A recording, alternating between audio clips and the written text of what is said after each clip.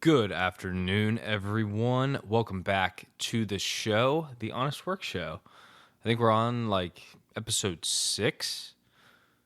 Anyway, today's going to be a solo episode. I am your only host today, Nick Finelli, only one in the saddle. And today I wanted to talk about something that's been going on a lot in my life recently. And I feel like it's very applicable to a lot of men, a lot of women in the 20 to 30s range going through maybe tough times. So the main topic that I wanted to talk about today is the idea of it's okay to not be okay all the time. And you're going to hear that repeated quite a bit throughout this solo monologue. It's okay to not be okay all the time. I want to break down what that means, why it means what it means, and how it's applicable to me. So starting with me, the last few weeks have been really fucking hard, to put completely plain. I've dealt with an incredible amount of stress, anxiety, and sometimes even panic. And it's been incredibly tough to navigate. One of the main reasons for this is just diagnosing my problems kind of where they stand. And you might need to do the same for you as well. So what makes me not okay is I do not deal with new stresses in the best way. It takes me a while to learn how to deal with new stresses. And whenever I get a whole bunch of new stimuli, a whole bunch of new stresses all at one time, I crumble like the driest fucking sugar cookie you've ever seen in your life. All right. I crumble to the point of getting so overwhelmed, I do not know what to do. And do I love that? No, I don't, because it debilitates me. It makes anxiety, stress go out the roof, and it sucks. It sucks to deal with, but one of the main things is I've learned that about myself, to know, hey, I can only take on one new stressor at a time before I can move on to the next thing. See, the way that I put this to myself is whenever I encounter a new stimulus now, or a new stressor per se, if I get 20 things thrown at me all at one time, that's when I crumble. I will break quicker than a bull running through a fucking glass house, okay? 20 things at one time, destined for failure for me. But if someone were to tell me, hey, you have one thing to do here, once you finish that, here's the next thing, then the next thing, then the next thing, it makes my mind be put at ease. So if you ever feel overwhelmed with things that you're going through, or that feeling of everything everywhere all at one time type of a thing, try to separate things one by one to see if it helps. It helps me. I do not execute it perfectly all the time. Like I said, the last few weeks have been very difficult, but those are a couple things for me that help me out. And is it okay to have bad days? Yes, absolutely. Is it okay to have bad weeks? Yes, absolutely. Bad months? Yes, absolutely. But when I say it's okay to not be okay all the time, it is not okay to not be okay all the time. Let me repeat that. It is not okay to not be okay all the time. If you're not okay all the time, something needs to change. A habit, behavior, a coping mechanism, whatever it is, something is not right in your brain to realize the problems that are going on, and you need something to change. For example, for myself, if I was not okay all the time and I failed to realize that I was not okay, then that's a problem. Or if I did not realize how to get myself back up in a different direction, that is also a problem, okay? So let's say you have a bad day, work stressful as shit, you have your family on your ass for something, right? It is perfectly normal, perfectly okay to have a bad day. A bad week, still okay. Some weeks kick your ass emotionally, mentally. Work kicks your dick straight in. Maybe relationship trouble, stressing you out, right? Sometimes bad weeks happen in relationships. Bad month. I've been here too. Maybe you're grieving the loss of a family member. Maybe you are grieving the loss of a friendship or a relationship that has taken a toll on you emotionally.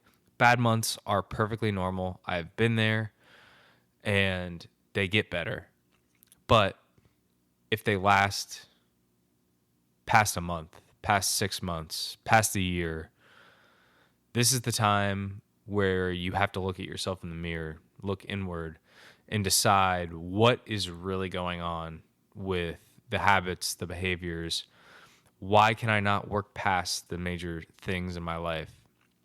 Right, for the couple of examples that I gave for bad months, a couple of them I have dealt with. Let's take the loss of a family member, for example.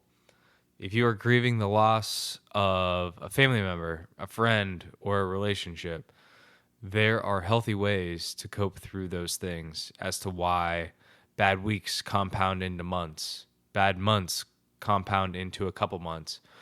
But you have to be able to be vulnerable with your own emotions, your own feelings, and why things make you feel certain ways. We are taught so much in society now to kind of just put an iron fence in front of our feelings.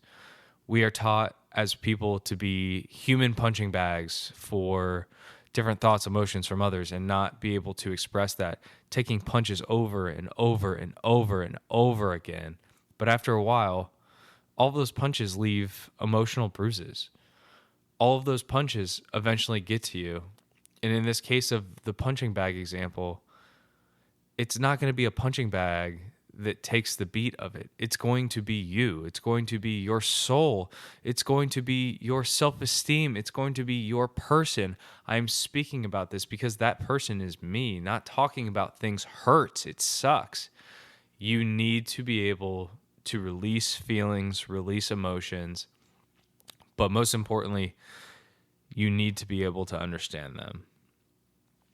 Men, you do not have to be Superman all the time. Women, you also do not need to be a superhero all the time. I think this has been one of the best times where mental health has meant so much. It is becoming so much more popular for people to go out and express their feelings to others, to be able to be vulnerable, to be able to talk through things, to be able to talk through major life events that are going on. And it is an extremely important thing nowadays. But I feel like there's also a subsection of people that do not believe this at all. They go back to that punching bag example. They think that in order to get farther in their life, in order for themselves to look a certain way, be perceived a certain way, that they have to shut themselves off completely from the feelings that they have or be able to express anything at all. And that's a problem too. You have to be able to vocalize the way that you feel in order for yourself to be okay most of the time. Now let's make this abundantly clear. I think it would be weird to be quote unquote good all the time. If you are rocking sky high 24/7, I think that's a problem too, because you are not correctly navigating the negatives of life. I promise God will humble your sweet ass if you think you are on Rocky Mountain top high all the time. So, going back to that original statement, it's okay to not be okay all the time. We learn in the Bible that every ounce of pain and suffering has an expiration date. It's not normal like things like that to last forever. So keep that in the back of your mind of the person that created this earth, the one that you have completely surrendered to, does not make the bad things in life happen 24/7. There's a reason, there's a message, there's a reason why these things are happening. And it's important that you realize that it's okay to not be okay all the time, but also work through the reasons why you are not okay and try to make those changes for the best of you, for the best of everyone around you, and just so you become more emotionally literate in yourself. I think one of the worst things about me is for the longest time in my life, I have sat back. I've been the fly in the room. I've been the fly on the wall in the room, I should say. And I haven't really spoken about a lot of things that I have some pretty strong opinions about. But one of the reasons why I wanted to start this podcast is because I feel like I have a lot of experience and I feel like I have some solid advice, guidance, information to give to those who might be suffering. And being a fly on the wall for so many years in conversations led me how to ask good questions. What would I want to be asked? Hearing information go back and forth from person to person. Oh, what would I ask here? What would I ask there?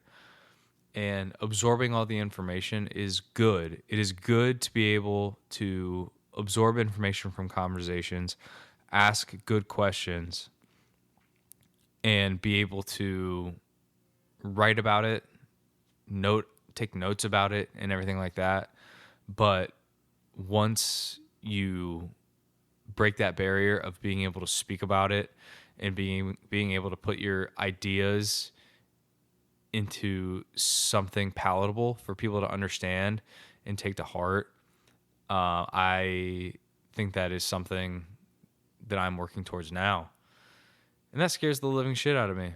So a lot of these things of not being okay all the time, talking about God, they come from the heart because I've dealt with it, I've experienced it, and it is a very non-permanent, temporary is the right word, Nick. There we go.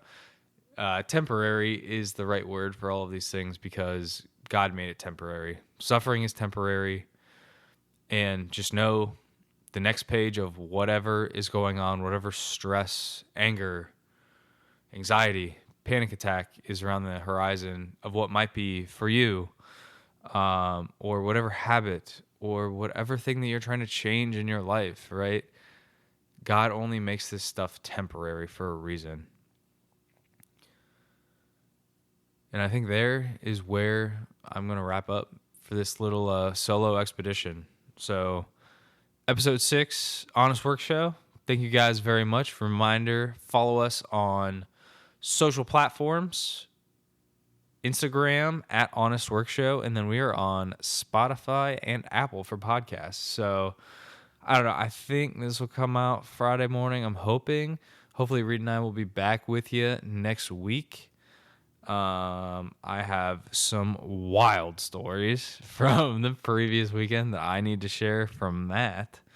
But until then, oh wait, we had the Super Bowl too. Seattle Seahawks, world champions. I totally forgot. This Saturday is Valentine's Day. To anybody that's single out there, happy Singles Day on Valentine's Day. Yeah, this Saturday is Valentine's Day. This Sunday ain't nothing. And then Monday, President's Day. So hopefully we'll see you next Tuesday. Have a good Valentine's Day weekend, good President's Day, long weekend. And until next week, guys, talk to you. Peace.